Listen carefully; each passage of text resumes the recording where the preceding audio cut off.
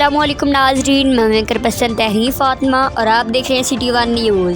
تمام پولیس افسر اور جوان شہریوں سے خوش اخلاقی سے پیش آئیں۔ ڈی پی او ٹوبہ رانا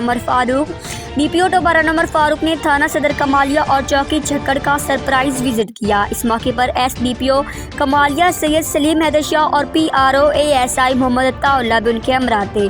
ڈی پی او ٹوبہ رانا فاروق نے تھانہ میں موجود سائلین سے ملاقات کی اور ان کی شکایت سنی اور موقع پر ان کے حل کے احکامات صادر کیے۔ ڈی پی او رانا فاروق نے تھانہ کی بلڈنگ، مال خانہ، فرنٹ ڈیسک، واش روم، حوالات اور تھانے کی صفائی ستھرائی چیک کی۔